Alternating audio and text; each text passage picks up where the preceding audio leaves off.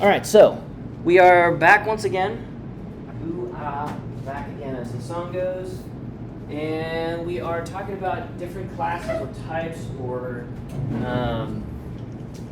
kinds of resources to manage, to be aware of, to understand the dynamics of, the motivations around, the dynamics of use, the impact dynamics, and then what we can do about each of those impacts for each of those resources according to each of the activities by which humans use them. And we've been talking about some of the large scale, landscape scale stuff earlier this week. So we've been talking about how the combination of topography and air quality, so physical airshed quality in terms of particulate loading and chemical loading in the air, so dissolved gases and physical non-dissolved particulate matter suspended in the air column. Just like we have turbidity, cloudiness, particulates suspended in the water column. Also a fluid resource like air, and all those resources combine for us to have vista resources, one of our large scale or landscape scale kinds of resources.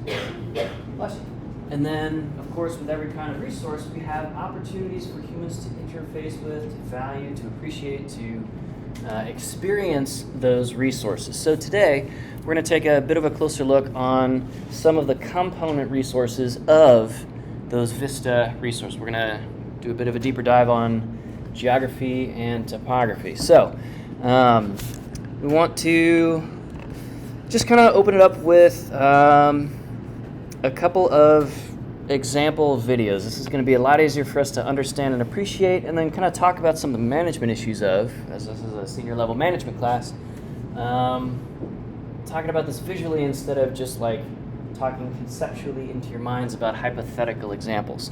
So let's take a couple looks at what this can be. So this is a video of a knife edge traverse, and let's see here. Go ahead and loop it.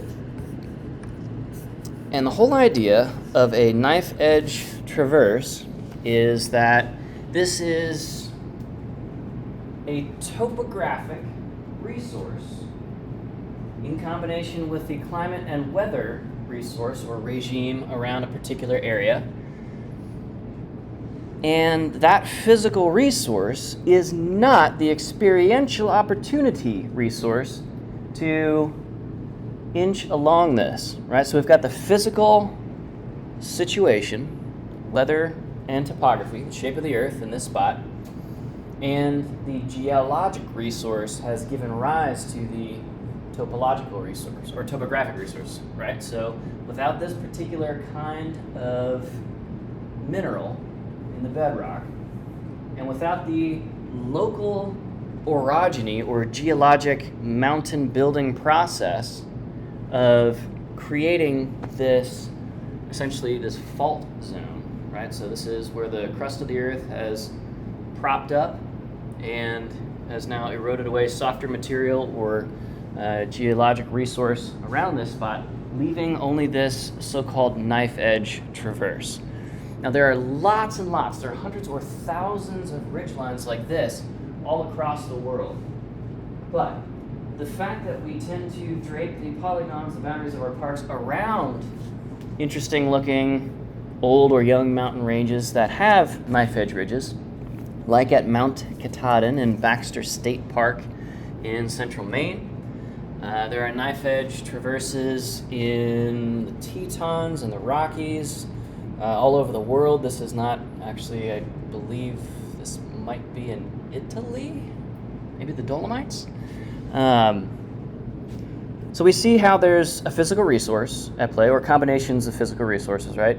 Geologic, topographic, climatological, and then that gives rise to the experiential resource, the potential, the opportunity to enjoy this. That leads to the actual motivation to do it, of course, as we talked about in our cognitive section of the class. Somebody decides that this is not only valuable as a resource existentially, the fact that it exists, but also desirable to experience up close and personal in this way. Okay? So, what kinds of motivations. What boxes are we checking in people's heads or in their hearts when we are managing a resource like this as foresters? Why do people want to do something like this? Okay, we've got the resource. Now we're getting into the motivation. We'll get into the use and the impact and the management. Why do people want to do this? What's the motivation?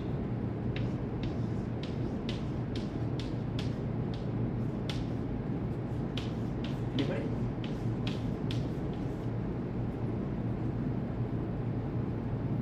It's a unique experience.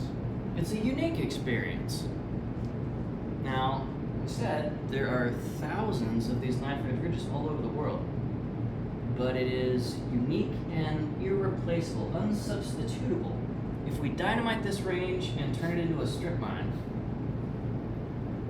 we can't just take that overburden, that blasted rock, and rebuild this somewhere else. Right? It's not the same. So it is unique. And that is valid enough motivation by itself to get into why people are going to want to do this, and therefore why we need to manage it as recreation forest resource managers. Okay, so what are the use dynamics here, right? What's the use density? What's the seasonality of use here? Is this a year-round opportunity? No. Shaking your heads. Okay, so when is this going to be popular or even possible? Summer. Summertime.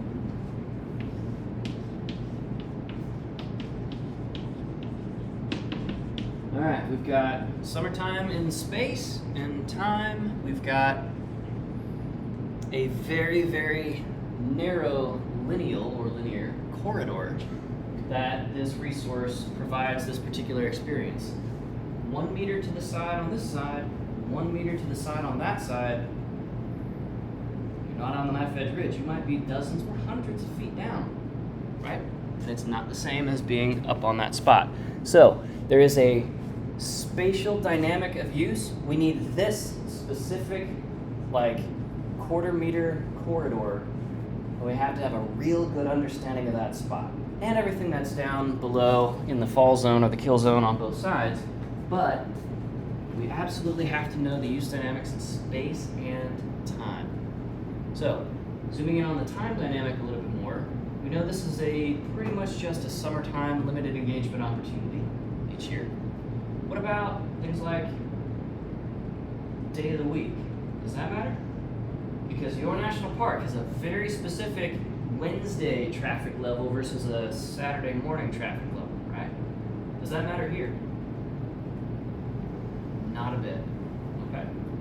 That is a specific and key difference in the use level dynamics at a park-wide level versus a specific resource and opportunity level. We don't want to miss that, right? So if we paint everything with too broad a brush and just say, my national park is a weekend park, people are here Friday, Saturday, Sunday, and then they go home, we're going to miss the more specialized, the more hardcore, the more motivated recreationists who are looking for this unsubstitutable, unique experience and opportunity. Okay? All right, so we got resources involved, we got motivations, we got some use dynamics. Let's talk about the side effects of those use dynamics. Impact dynamics. Impact's plural, there's never just one. Now, for this class, the word impact simply means change. Generally, people default to understanding impact as a negative thing, but for some classes of resources, our recreation can bring a lot of sometimes more subtle, but very positive or powerfully, positively impactful benefits. On Monday, we were talking about how things like trail erosion at Haleakala National Park and everywhere else that has trails, how that is a negative impact of that recreation use. The way that we kind of shuffle down a steep trail with a heavy pack, expedition size loaded down with a week's worth of food and water, that's going to cause us to walk a specific way according to the biomechanics of human motion. And that shuffling motion is going to have a specific impact on how much and what kind of soil particles, what sizes specifically, are going to get sorted down the trail with every step. Horses and mules and other pack animals, llama, alpaca, are going to be kind of shuffling down, trying to get those slanted hoof shapes to bite into that loose soil and shuffle some of that cinder soil down as well. Okay, so what might be some of the impact dynamics to the kind of 2 or 3 kind of primary resources at play with this particular example video? So, are we impacting the airshed with this? Air quality? Not a bit. Awesome. All right? If we could find a way to run 10,000 people a day along this knife edge ridge, somehow safely, maybe put them onto a zip line or something, or build a moving sidewalk, right?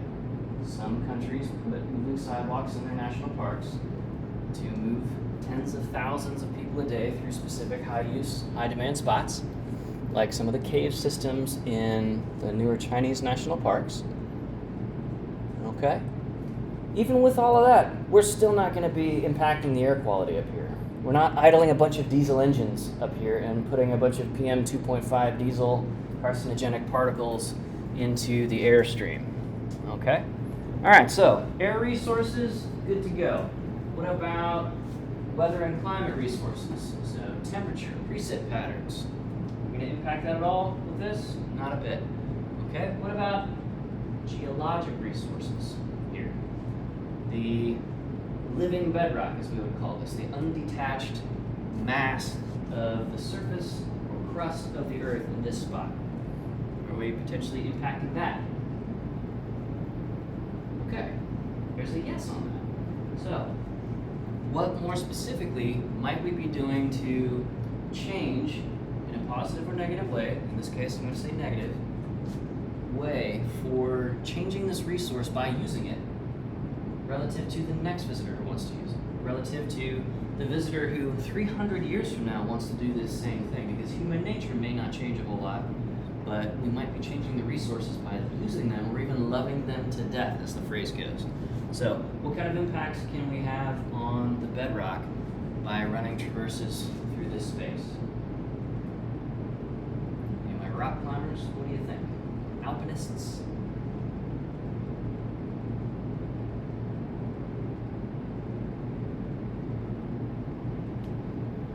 What do you think? Just like could erode the rocks.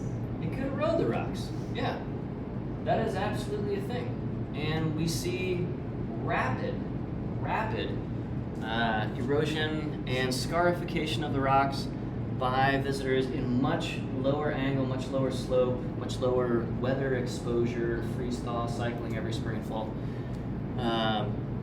environments than this. So on summer camp this past year, we went to the summit of some subalpine, so not quite up to tree level or tree line, or transition zone mountain peaks like Cadillac Mountain at Acadia National Park. Some of our hikers, some of our more gonzo backpackers did the presidential traverse up above tree line, and they saw and experienced and in a tiny little way contributed to the erosion of these mountaintops. Now, we're talking about bedrock.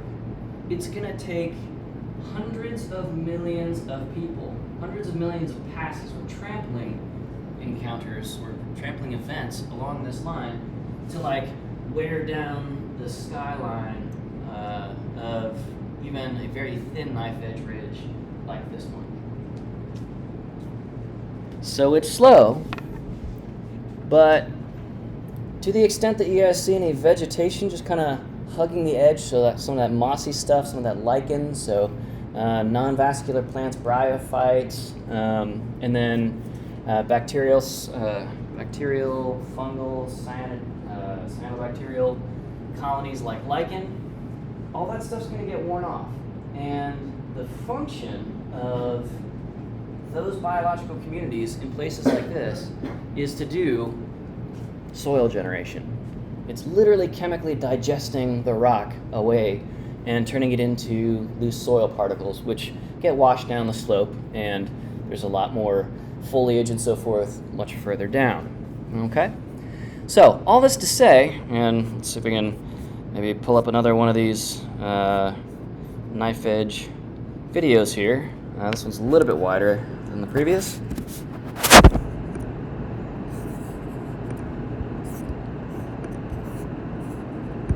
But every single pass here, and in this case, because it's wider and because there's actual soil accumulation on top of this particular knife edge ridge, this is going to be a little bit more visible for us.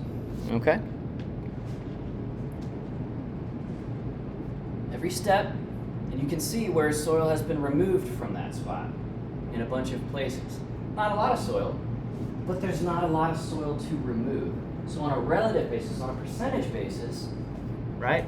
The first 10 footprints through those thin lenses of soil on a knife edge ridge, those first 10 passes can cause 50%, 75%, 95% soil loss. Now, to cause 95% soil loss on a prairie mollisol in the middle of Kansas in the Flint Hills or something like that, you got to cut through 300 feet of, bless you, 100 meters of soil to get down to the bedrock, right? Prairie soils are thick. They're an awesome carbon sink and so forth. But here, we don't have 300 millimeters of soil, right? In a lot of places, we're going to struggle to find 3 millimeters of soil. And in that case, a single footprint is enough to shave all those root hairs, sever anything that is living or growing in that space, and it's now loose, and the bedrock is exposed, and therefore weathers much more rapidly. Another way in which we tend to impact, so there are going to be sort of collateral negative impacts where it's just sort of a side effect of walking or climbing or riding a horse or an off-road motorcycle, whatever it is, through the area. Sometimes we're going to have, again, those collateral impacts or kind of unintended side effects. And sometimes the negative impacts, at least in the view of the United States National Park Service, for which we are virtually working this semester, are going to be the active or purposeful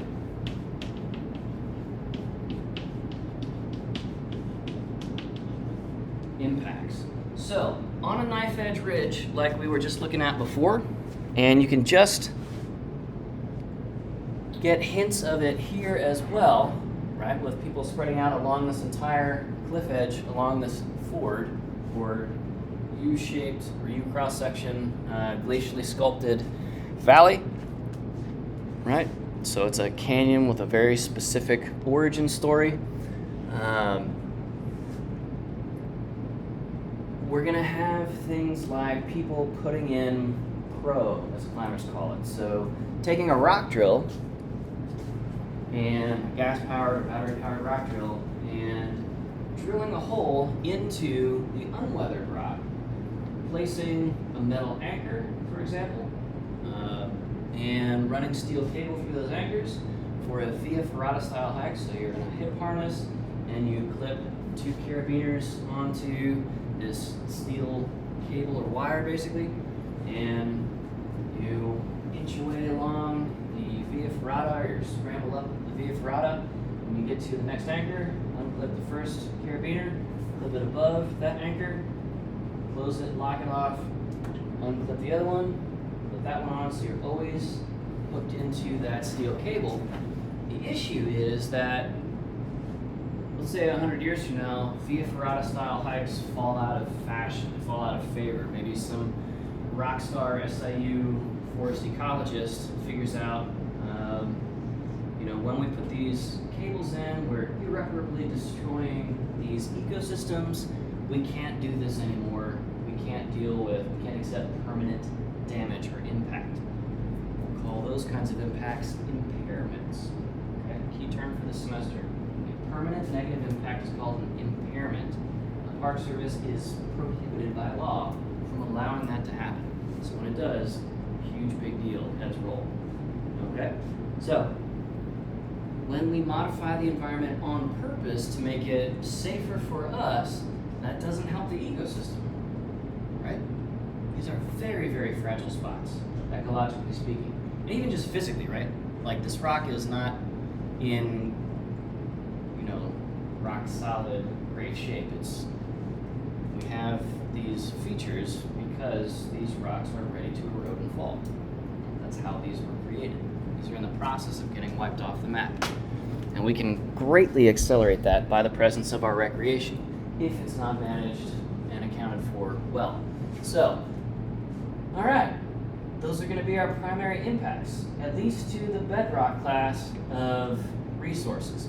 Now, in places like this, we tend also to have relatively fragile or obligate wildlife species, right? So cliff nesting birds, eider, peregrine falcon, whatever else. And we're now marching a whole bunch of people out to these spots to get selfies or whatever, to go base jumping off of these places and driving those wildlife off their nests, causing nesting failures and so forth. So the eggs cool off and the embryos inside die. And it's just super bad. It's entirely preventable. But we'll get to that stuff when we get to the wildlife class of resources. All right, so now we got use dynamics, impacts, both collateral, side effect, or unintended, and then the active or purposive negative impacts. Let's talk about management.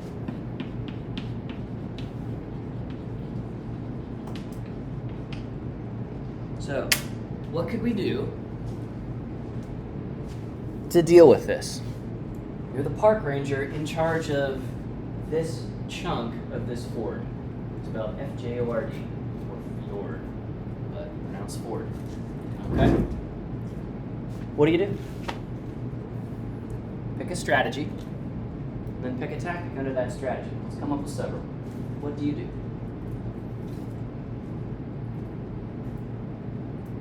Or what could you do?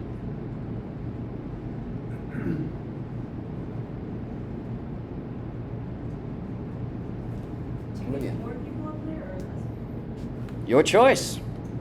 Yeah, we can increase supply, we can increase use. That is one way to modify use, increasing. Okay. Or we could lock it down.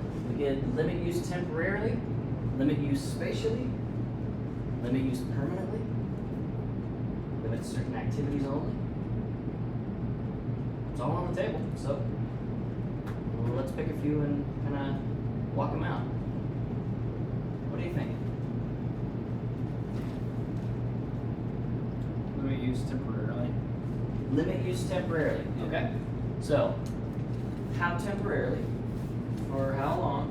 Well, you mentioned wildlife. I would just say it depends on what species is greatly impacted by it. So, like maybe birds during the nesting season. During the nesting season. All right. So, nesting and clutching. Nesting before they're hatched. Clutching after, or fledgling.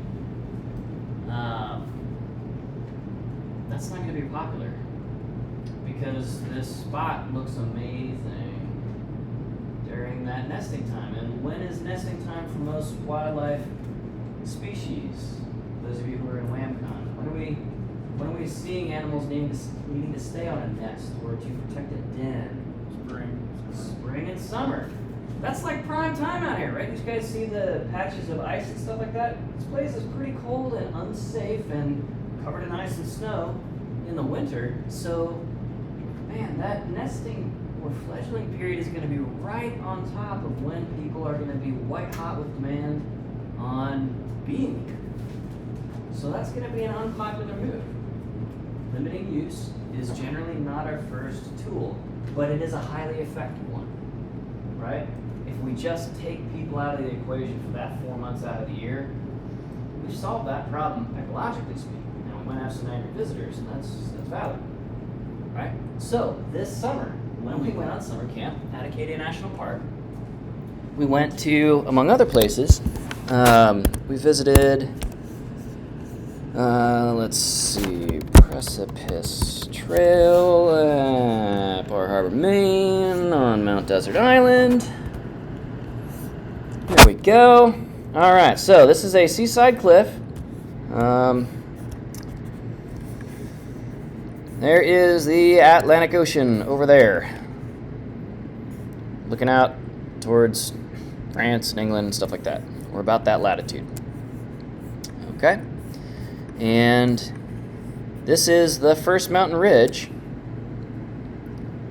after we crawl up out of the Atlantic Ocean. And we've got a multi-hundred foot high cliff system here. And then a trail that basically, so we're looking at it kind of in profile here. You can see this is almost a vertical slope. Yeah? We've got a trail system that just kind of zigzags up it. This is a via ferrata trail. You don't have to be on harness for this. It's a non-technical rock climb. You don't need the personal protective equipment on your body. But there are hundreds of pieces of angle iron and rebar pounded and epoxied into the rock and checked thoroughly every year by safety personnel to make sure that the ice hasn't wedged any of that stuff out and it's kind of loose and people will grab it and fall off. And there are peregrine falcons nesting literally right at the edge of the trail in a couple of places. Now, peregrine falcons aren't critically endangered. They're not under quite as much threat as they once were, but they're very, very sensitive to human incursion, right? So this precipice trail is a world-class hike.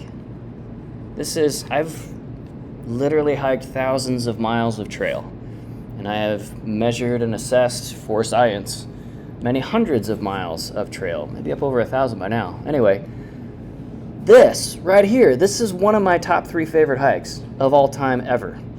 And I have a pretty well curated, as the hipsters of the aughts would say, list of elite hikes. This is top 3. Okay. And we were completely prevented from hiking this when we went to Acadia this summer for summer camp. It's not a long hike, but it will change your life. It will change your perspective on what it means to be a human to do this hike. It is that good of a hike. Okay. And I don't want to overhype things, but yeah, let's be hype men for the best hikes in the world, for sure. Okay? So, that limitation of use for the specific reason of protecting birds and their young during nesting season is literally, and has been for a long time, and there's no plans to change this as far as I'm aware, literally the approach of the Park Service to just cut off one of the most amazing hikes in the entire United States National Park system for about 4 or 5 months a year, right in the middle of peak season. This place gets 4.5 million visitors in about 4 months. And this is a tiny little island, guys. It's 75,000 acres, I think. And the Park Service is running like half or less of the island. The rest is little towns and private property. So you've got 1 million people a month, if you want to think of it that way, focused on this spot and a couple others around it every year. 1 million people a month, and we're saying no to most of them, right? And that's okay, totally valid. So, good answer. What might be some other strategies and therefore tactics to manage the dynamics of via ferrata, of knife edge ridge, of hiking and camping or existing on open bedrock in high angle places? We've got temporary use limitation, 3 or 4 months a year. What else could we do? Brandon? Could modify use, probably using a proscriptive, descriptive method. Okay. Go back to our proscriptive, descriptive use modification. So, proscriptive is going to be negative. Descriptive is going to not issue a command, but just describe a historic or current situation to indirectly influence people on, based on what you now know about this place, maybe you could use it or exist here a little bit differently than you were initially planning before you had that information. So, what kind of a proscriptive, descriptive message might we have for the Precipice Trail or for a Knife Edge Ridge hike? Could probably be something like human disturbance greatly impacts the species in this way when you act this or use this trail in a certain way. Yeah. Something along those lines. And we see exactly that in this spot. So there are big signs and a little fence down at this parking lot at the foot of the Precipice Trail where the trailhead is. So the Park Service's approach to actually managing this area, so there's the trailhead right there, just zigzags up the mountain. There are park staff and volunteers provided by Friends of Acadia National Park, the not-for-profit sister organization. And they're just telling people about it. They have spotting scopes out there, and they're like, hey, this is an amazing world-class trail.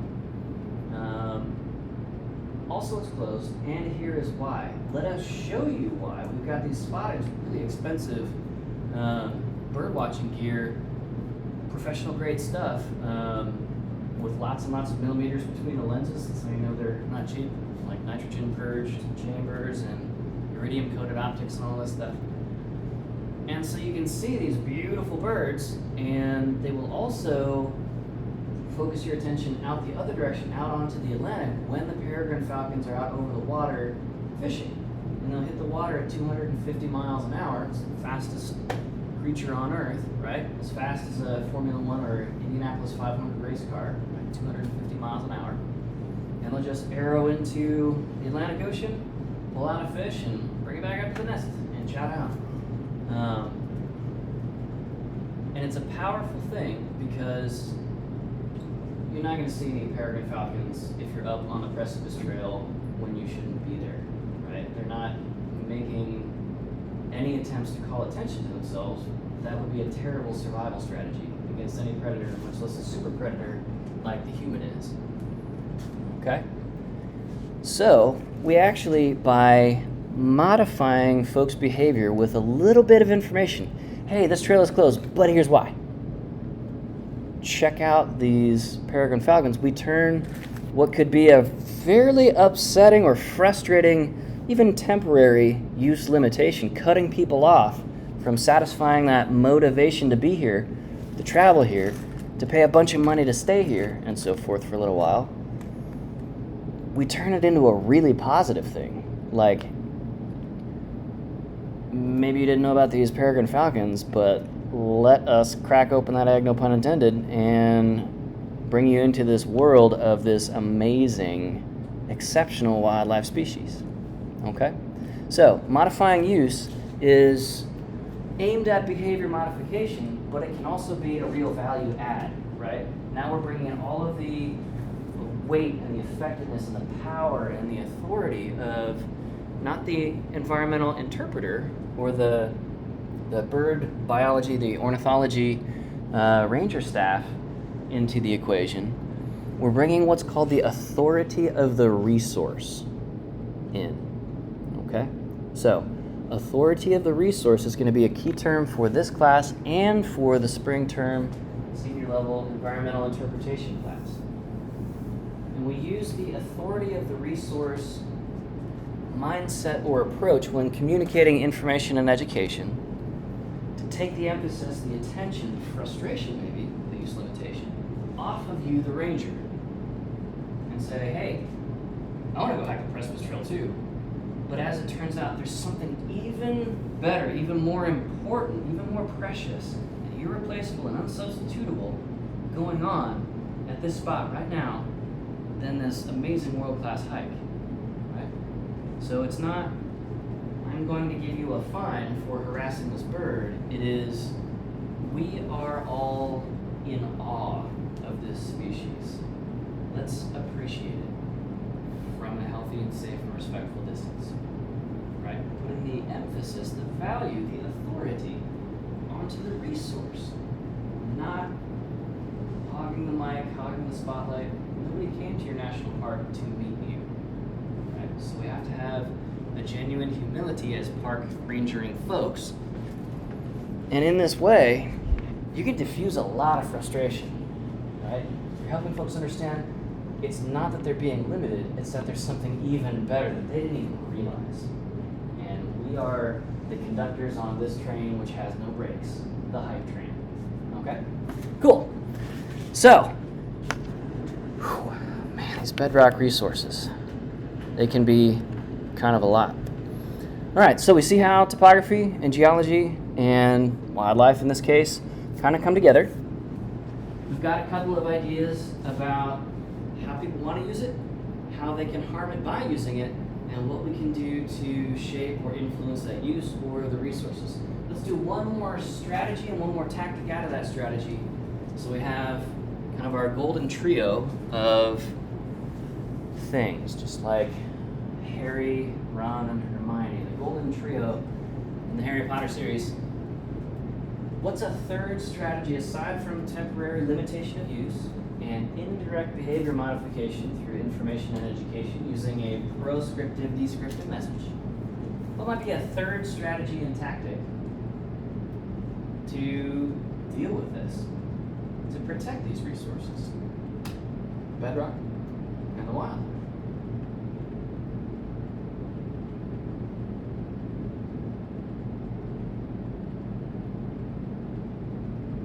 And thinking of your answer, think maybe of the Precipice Trail and the Peregrine Falcons, or separately and independently of those knife edge ridge opportunities, right? Because the answers necessarily might be a little bit different, because every place is a little bit different, or a lot different.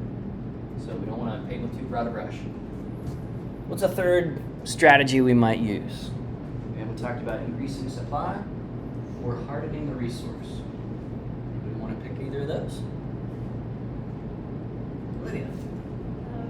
For the increasing supply, like the knife bridge, Okay. we could, like schedule different times for people to go. Okay, so increasing effective supply. This is going to be pretty important for knife edge ridge hikes. So, this is why. Let's get past our limit for today. And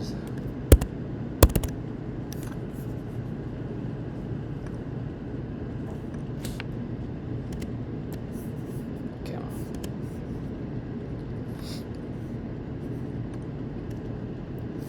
All right, so this is not a knife edge ridge, but a similar-ish topographic feature. This is Wildcat Tank in the BLM wilds of southern Utah. Very southern Utah. In fact, the Arizona state line is like 150 yards from where we're standing here. Okay, so Wildcat Tank, and let's see. Here's what it looks like to not hike, not climb, but scramble down Wildcat Tank, that left-hand side you saw in the previous video. So, not quite a knife edge ridge, but still a pretty interesting and unusual and beautiful, to a lot of people, spot and resource. Okay, so one final perspective on that. We'll put this one on loop.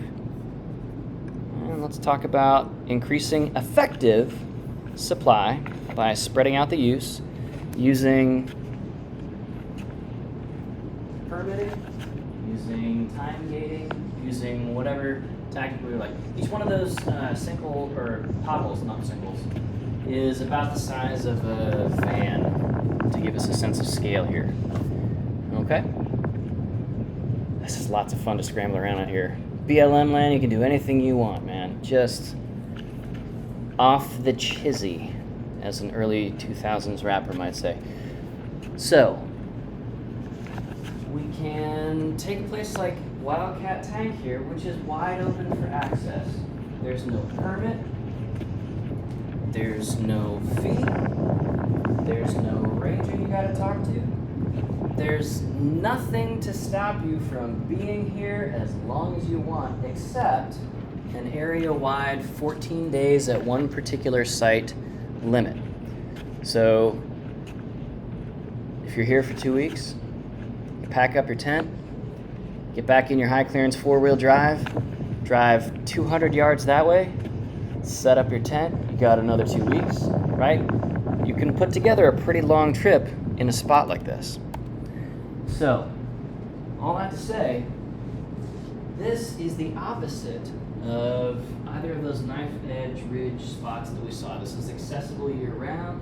There's very low management presence. It's very laissez-faire to allow to do in French, right?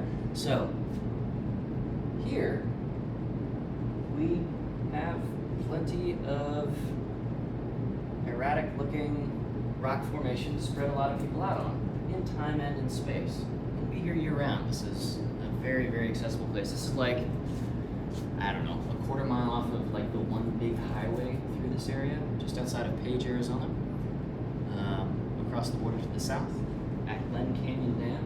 So for those of you who've been to the Southwest, this is kind of where we are.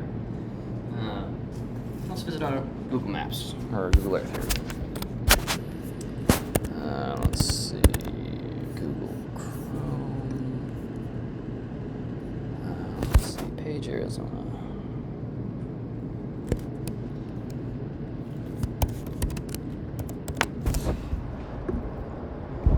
What kind of difference might we have to manage for? All right, so we got Page, Arizona. Horseshoe Bend, a cool spot, now heavily managed. We were talking about that the other day. And then just past that, we've got, let's see, Wildcat Tank would be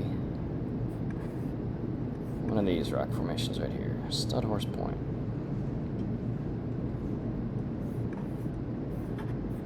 Here we are. Wildcat Tank. Alright, so this is where we were just looking at in those videos. Big wide open spot. Old school open range corral. Okay, so think wild Mustangs back in the day, or these days we'd call them feral ponies, kind of a trash mob if the American Southwest was a massively multiplayer online role-playing game. And a Wildcat Tank. So think a bunch of RVs and Jeeps and just dirt worshiping tree huggers and dirtbag climbers and stuff like that. Just kind of chilling out here for as long as the spirit so moves them. Okay? And this is the Wildcat Tank sort of rock formation area. Bunch of cool mountain biking trails, hiking trails around here. And also a whole bunch of expended brass. People with a lot of time, a lot of firearms, and more money than God to buy freedom seeds because they're expensive right now. Freedom seeds being slang for bullets. If you get bored, just start shooting your gun. You're not going to hit anything, right? So it's relatively safe. You've got a nice big backstop if you overshoot your target. The next structures are miles away and so forth. So anybody can do anything here. Again, kind of a laissez-faire approach. Now, with an actual knife edge ridge like we saw earlier, how might that increasing effective supply by spreading people out in time very carefully, how might that look? Where we don't have as much physical space. So the physical carrying capacity, which is often the largest of the four carrying capacities that we talked about in this class, how many people can we physically stack into that space? The physical carrying capacity here at Wildcat Tank, enormous, right? Thousands of people per square mile. Many thousands of people per square mile here, physically. It wouldn't be very pleasant, so our social carrying capacity would be some much lower number, right? People come out here to not be bothered. But our physical carrying capacity on a knife edge ridge, very small, right? The first ridge line we saw was how many inches wide do you think? It was kind of a fisheye lens, so it's a little bit distorted looking. But how wide was that ridge they were sort of crawling across as they traversed on harness? Pull that video back up.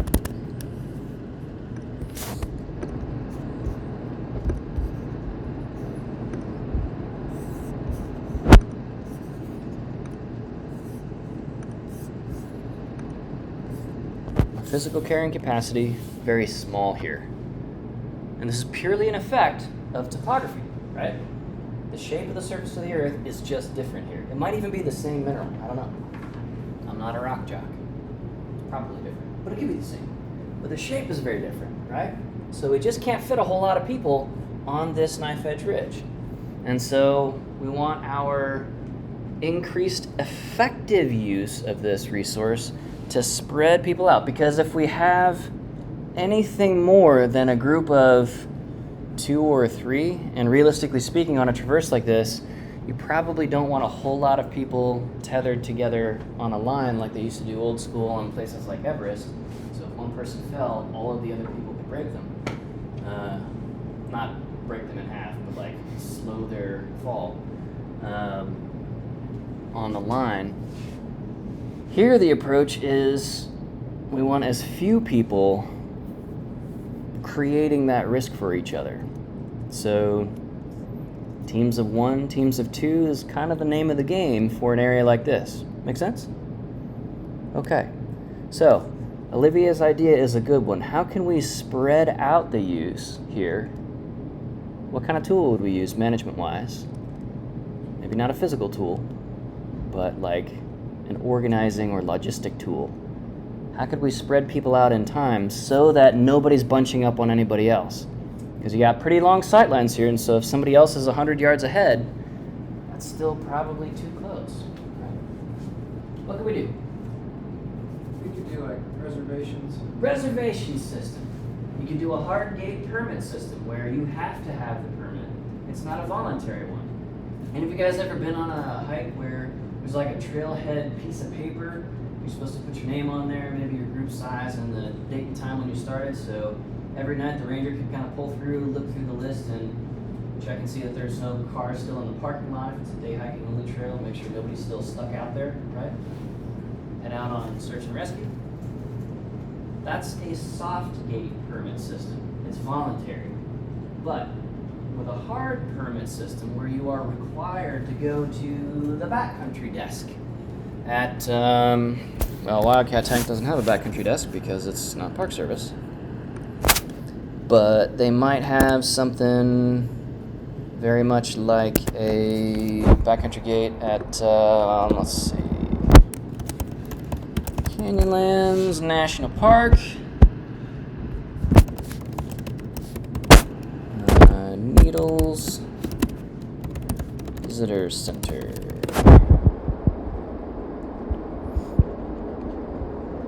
Whoop, there it is. Okay, so Canyonlands National Park is a 3-unit national park. There are 3 big chunks separated by the river system in the area, mostly the Green River, if I recall correctly. And each of these big chunks is like, I don't know, 10, 15 miles by 10, 15 miles, something like that. So, right, 100 square miles a pop, pretty big spaces. And for the Needles District, which is the popular backpacking area, it's backcountry backpacking, even though there's not a lot of linear distance between this visitor center and the canyon system, right?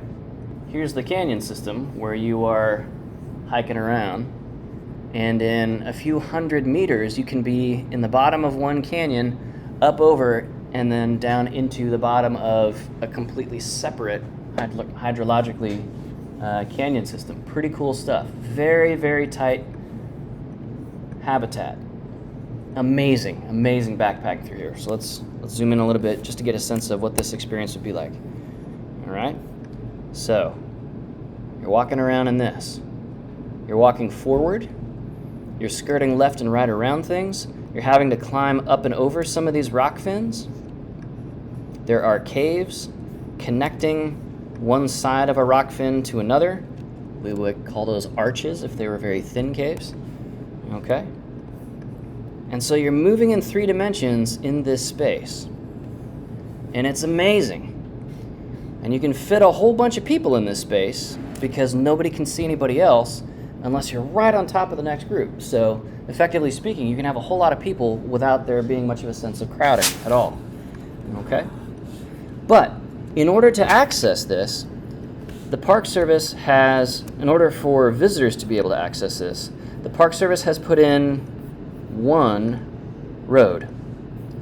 And the one road into the Needles District goes through, or right by, you can't miss it, the visitor center. And it's like an hour more drive to get gas from this spot. Like, it's pretty back there. It's pretty awesome. So everybody who wants to go hiking there, especially overnight, has to go to this Needles Visitor Center and talk with a live human being and show to that live human being a reservation that you paid some nominal amount of money for, $10, whatever, right? Not nearly the cost of what it is to administrate this whole area if you're backpacking, but just so that, like, I don't know, foreign bots aren't spamming the system and creating a bunch of reservations. So you attach some, even just minimal cost to it, and it cuts down on like 99% of the spam that a reservation system gets, right? It's using nominal fees for the opposite of an organization like Ticketmaster, which is absolutely scalping all of us all the time, right? With convenience fees and stuff like that. The Park Service doesn't mess with that, okay? You need to talk to a human, and they will look you in the eye and say, all right, here's our map of this area, and let's get back to the Needles area. Find like Chesler Park or something, and this is the campsite that you're going to. And here is the paper hang tag that you need to wire onto the outside of your backpack strap so that it is visible at all times. When you stop to camp, take it off of your backpack strap and put it on the zipper to your tent. Coleman 3-person tent that we are replacing from the field trip here Saturday, right? Because the backcountry patrol rangers are going to have a conversation with you if you don't have that thing visible. And then the permit gets real expensive if you can't produce that thing. Because they are using that to spread people out in time. Exactly like Olivia is saying for our knife edge ridges.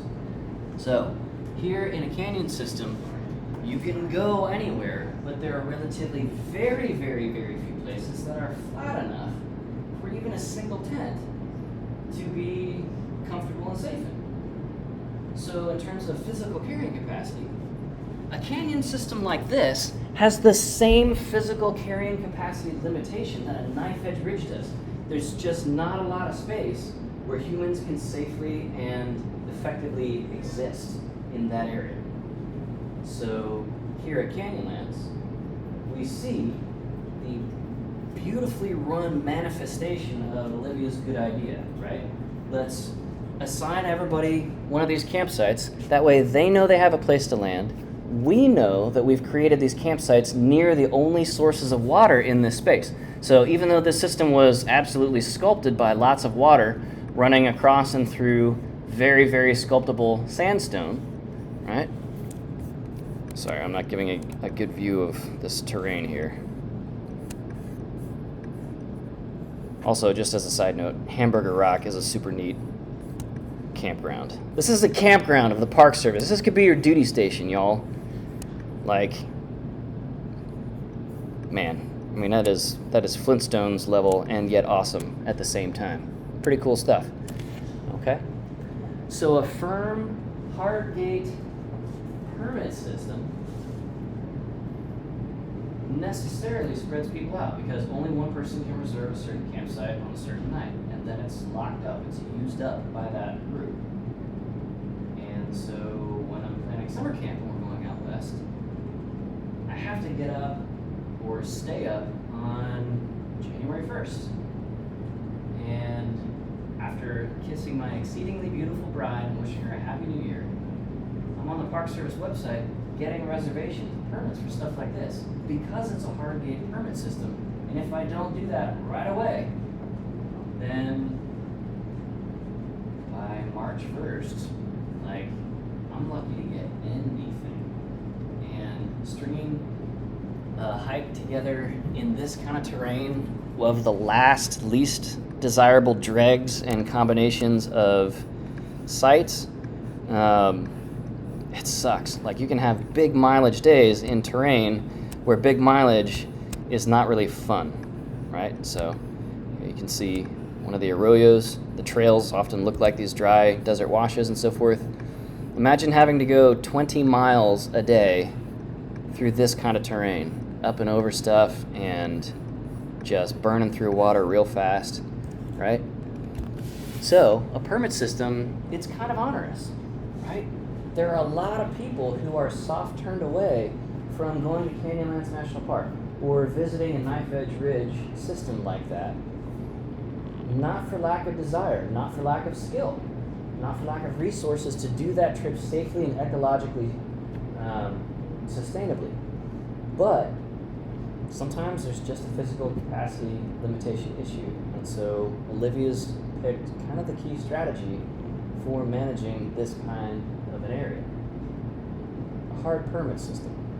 Now, where there's very, very, very high demand, you can add a lottery system on top of that permit system. So you get a 1 in 1,000 chance to have your name picked out of the hat.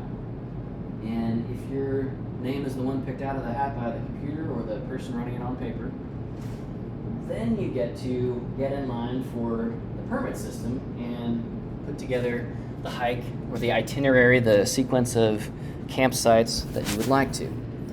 Okay? But that's for exceptionally high demand places like whitewater rafting on the Colorado, through the Grand Canyon, stuff like that. Okay. So this is, you can see a bunch of these campgrounds or campsites. These are labeled as campgrounds, but in reality, each of these campgrounds is 2, 3, 4, 5, 6 spots, and that's all that there's space for, right? So a campground is a bit of a misnomer. It's just a scattering of sites. And just for grins, this is what those look like, okay? So you've got, the hiking trail, and then a short side trail to the campsite, and the Park Service will always try to route the trails and site or locate the campsites so that you can't see one from the other. Because where you can see a tent site from the trail, it's going to be one of those psychological releaser cues, which is going to unlock people's motivation to get what's theirs. To just throw down a tent over here at the edge of this other campsite, oh, I'm sure it's fine. You know, it looks like some other people have done this before. That releaser cue effect is very powerful. So, just a side note on site arrangement and design. We'll get more into that stuff towards the end of the semester. Okay? Cool. So, over the course of the last hour, we have identified some bedrock-based resources. And in particular, spots where the bedrock is weathered or orogenied, so mountain building or mountain destruction, in no particular order, into interesting shapes we call topography. Yeah? And we've identified a couple of reasons why folks might want to use or be in those spots. And then from there, we get a sense of use dynamics. In this case, the use dynamic is going to be kind of 3D scrambling across some of these and around some of these rock spires and fins, through little caves and holes that connect one drainage to the next. And my gosh, what fun it is to just be around here. Oh my goodness, I love this place. Okay. And then from there, we have to confront the idea that there are real impacts. So at each of the water sources, for example, at Canyonlands National Parks, when I say a water source, it might be a 10-foot by 40-foot long little pool of water. That's the only water around, and for half of the year, it's just down in the gravel, subterranean and not accessible to humans in a backpacking context, right? So the water is most of the time well under the surface of the planet, the water table, or where hydrostatic pressure is enough to keep water close to the surface. We have these dry arroyos, A-R-R-O-Y-O, arroyo. It's a dry desert wash or stream bed. And then at moments during the year, particularly the outside of a curve in the stream, there's going to be a little puddle. So 10 by 30 feet, down to the size of about a dinner plate. That's going to be your water source. So, as you can imagine, any kind of inappropriate use, any kind of pollution, like human feces or urine near a water source, any kind of litter, in particular food debris. It's going to bring in a bunch of wildlife and train that wildlife that this is a food source and a water source. Let's be here and maybe conflict with some humans. Any kind of trampling or erosion can chemically or physically alter that water source and make it less or unusable. So we've got collateral impacts of recreating in the space just like we do with recreating along a knife edge ridge, both physically constrained human environments. Okay? And then from there, we've got a trio of strategies. We're talking about temporarily limiting use. We're talking about modifying use through information and education, using a proscriptive, descriptive message to inform visitors and let them make the choice themselves. And Livy's idea of using in this case, a hard permit system, a requirement system to spread out the use and allocate these both existence resources, so where you need to camp to survive, and also these water resources of how am I going to string together a hike that connects the dots on these water sources. That's really how you're planning your trip and how the backcountry ranger staff are trained to help you put together that trip, right? So there's a lot of pinyon and juniper here, but there is almost no water available for people. Okay? Now, the other kind of impact that's going to happen here at places like Canyonlands and so forth, let's find one of the trails maybe, New Bates Wilson campsite. All right, so where we are walking on sand, typically in a stream bed or a old Jeep double track trail like this, we're not worried about footprints. Nothing's growing in this spot, right? It's locally extirpated. We're killing off everything every time we pass through this spot, but we're keeping everybody off all of this other area. And where the ground is this very sort of colorless gray, but it's not a bush or a rock. This is that cryptobiotic crust. It is just fungus, cyanobacteria, algae, and viruses and so forth, just growing in a real thin paste or dry slime on top of loose sand grains, taking a century to grow a centimeter thick, and destroyed utterly with a single footfall. So we concentrate use onto this kind of a spot. None of this is hurting the bedrock. Not a big deal, right? We are not worried about footprints in sand because the next time there's a windstorm or a rainstorm, all those footprints are going to go away. No big deal. The wildlife don't care about footprints and so forth, as long as we're not trampling away anything that is actually living there. Where we do see bedrock impacts from people backpacking, we're going to see in spots like this, just up the trail. So, for example, there's just one little spot where you see this kind of jug handle where people are highlining over a spot that can be difficult to pass in wetter weather, for example. Our crankcases on our Jeeps or our four-wheelers or whatever.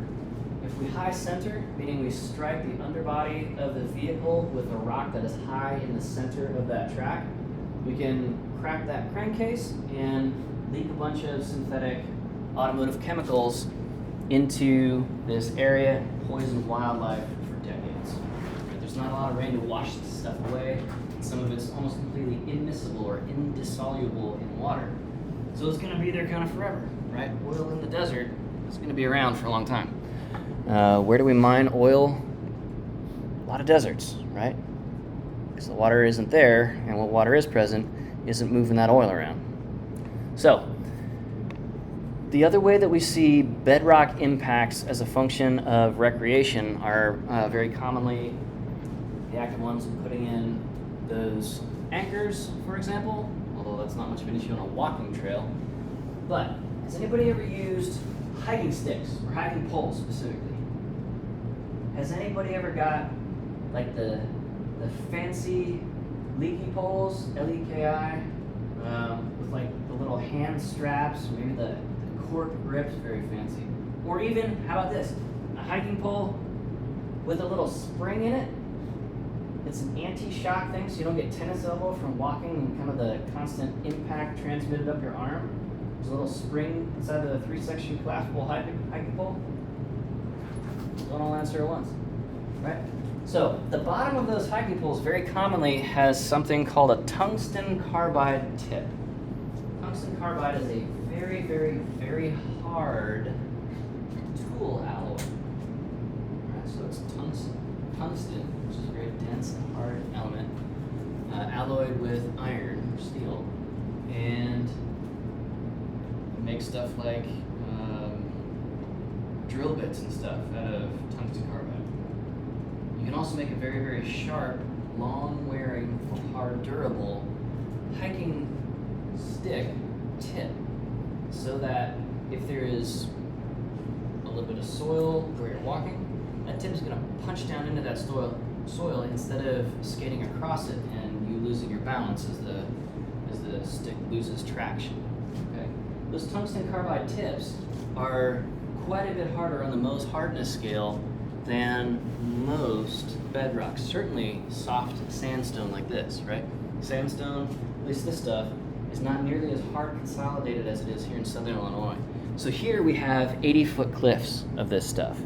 Out west, we have thousands of miles of relatively short cliff walls made out of sandstone, because even the little rain that's there, or the ocean recession from paleo oceans, was enough to sort of take a bunch of that, munch it away through physical erosion, and just turn it into loose sand down in the basin here, or wash it out in the Pacific Ocean. Okay, so those tungsten carbide tips, especially where it's kind of steep and you gotta really lean on those hiking poles to get up over a big rock or something like that, we call those Goliath steps or Paul Bunyan steps, where your normal walking gait stops, you're using muscular motion and specific step-by-step proprioception to like heave yourself up, carrying your backpack up a real steep slope. We see a lot of scarification. So those tungsten carbide tips, you're trying to plant those real hard, and they scrape just a little bit and leave a permanent scar or incision onto the face of the rock. That is a permanent kind of damage. It's going to be a very, very, very long time, on the orders of centuries or millennia, for natural weathering action to weather away enough of that rock that those scrapes are all going to be sort of gone. And if you think of soil erosion as displacing particles, that weathering process is sort of the proto-form of erosion. We're taking solid sandstone bedrock and weathering off individual quartz particles, quartz crystals, silicon dioxide, and turning those into sand. And we said that erosion is a positive feedback cycle. So, if you create a micro stream bed 3 millimeters wide in the direction of the down slope on a steep sandstone rock face, right? Just by kind of stabbing at the rock, trying to get yourself up over onto the next tier of the rock to get up over into the next drainage maybe. Or you trip and stumble and try to panic stop and you scrape forward with it, right? That scrape isn't just going to fade, go away. Any flowing water that's eroding that rock is going to use that scrape as a new stream bed channel. So it's going to be a geologic time scale before those tiny little 3 millimeter scrapes are gone, because most of the rock is going to have to be gone, because we've just created a whole bunch of little stream beds. So that's where we're looking at, just as a function of people walking with hiking sticks, impacts that heal naturally, so to speak, or get erased away naturally on a geologic time scale. Guys, that is not sustainable, right? That is an impairment, a permanent impact that we're paying for altogether. All of us are paying the negative cost of these impairments for a very temporary benefit, right?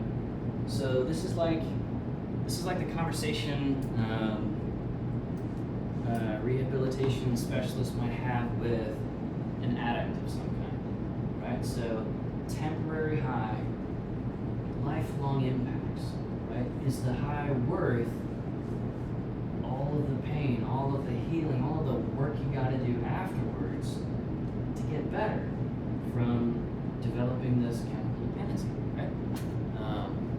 Now, I'm not going to pathologize addiction as disease or whatever. That's a different conversation for medical professionals, not idiots like me.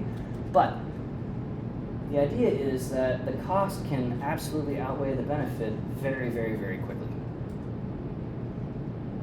So the same cost is present with our knife edge ridges and other kinds of recreation present there.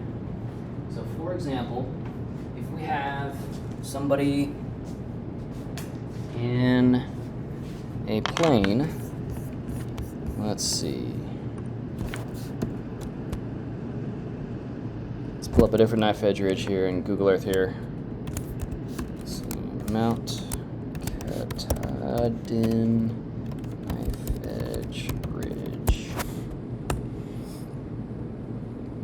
All right, so we're going from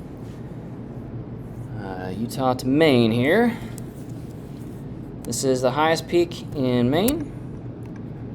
This is the northern terminus of the Appalachian Trail. And because this is the Appalachian Ridge system, not like the Tetons, a knife edge ridge is not 6 inches wide. It's several feet wide in its narrowest places. Okay, so knife edge is relative, but this is a beautiful spot. It's a wonderful hike. It's gorgeous. You can see all the way out 70 miles to the ocean on a very clear day, right? So you can see Acadia from Katahdin and vice versa on a very, very clear day after a rainstorm. Pretty cool stuff. All right. Here's the thing though. It's not just people hiking these knife edge ridges. It's also people in planes. It's also people in trains, automobiles, and using parachutes, paragliders, and all sorts of recreation modes of transport that we haven't invented yet. Okay? So far up to this point, we've kind of collapsed our awareness of the different activities associated with these knife edge ridges to pretty much just hiking, physically walking or moving your body across them on harness like a scramble or a traverse style movement. Okay? But it's also all the other things as well. So we have to also factor in things like in that airplane, which is burning Jet A fuel, which is a very dirty burning kind of fuel because it's a very old kind of fuel because the Federal Aviation Administration is very cautious and conservative about any kind of technological change. It has to be tested to death, right?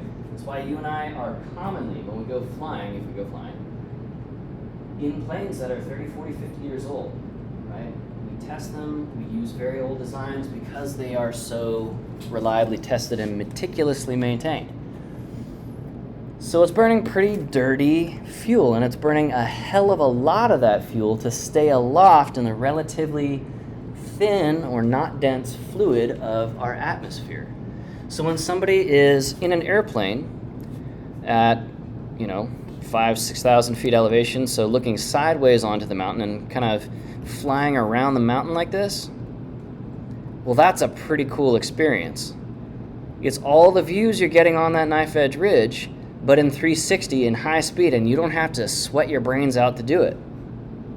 Now, Katahdin's usually pretty cold. It's closed to hiker access into June because there's too much snowpack up there, right? Central Maine, snow in June. Okay? And so that's a pretty nice afternoon for somebody in a plane. How many years after that flight are you and I and everybody else How many years are we all paying the carbon price tag for that 3-hour flight? Anybody know? How long does it take our planet to take an individual molecule of carbon dioxide back out of the air after we've emitted it? How long are we paying that climate forcing or climate destabilization or hurricane intensifying price? Anybody know? 85 to 115 years. So long after everybody on that flight is dead, their grandkids, our grandkids, if you decide to have kids, we're still eating the cost of that flight. Okay? We are still eating the cost of people's emissions from before World War I. And of course, we're increasing our emissions as a species, right? Half of all the carbon that's ever been emitted was emitted since 1980. Half of all the carbon ever emitted by humans in the last 380,000 years of modern humans as a species, half of it was in the last 45 years. Right? We go real hard on carbon emissions, and some of those carbon emissions are for forest recreation purposes. So, want to have a full and clear and complete picture of all those collateral impacts. When we open up an area for a knife edge ridge hike, we have to have a meaningful conversation about, are we also opening it up for knife edge mountain biking? What about horses? What about dirt bikes, off-road motorcycles, UTVs, OHVs, ATVs, all the TLAs, 3-letter acronyms? What about the planes? We were talking earlier on Monday and last Wednesday, a week ago, about how the Park Service restricts helicopters from overflying the Crater Wilderness area out there, mostly for the audio impacts of it, the soundscape impacts. We'll talk about soundscape later. But yeah, as a Park Service, you have not just the power, but also the responsibility to have very hard, real money consequence conversations with the Federal Aviation Administration and with private air tour operators for spots like this and say, look, I know you got to make a living as a pilot. Also, at the same time, who's going to pay for all that carbon? Right? Now, in the American capitalist model, we privatize the benefit, we make money as pilots, and we shift onto the public the cost of the impacts, right? The EPA is going to fix the climate for us, or something, is kind of the capitalist model.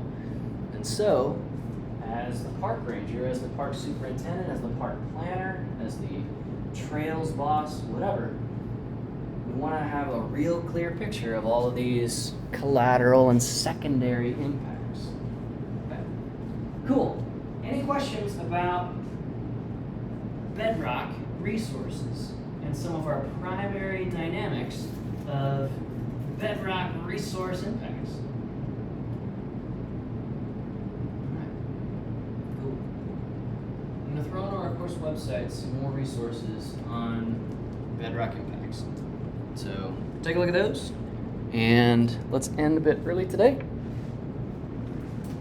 And we'll continue on with the second part of bedrock resource impacts, with specific emphasis on karst or wet cave bedrock resources, impacts, and management. We'll use Mammoth Cave as our case study for that. Have a safe and effective and highly recreational fall break. May your recreation be recreation. Come back restored on Monday so we can go hard underground. I'm around for questions if you have them. Appreciate it. Yeah, man?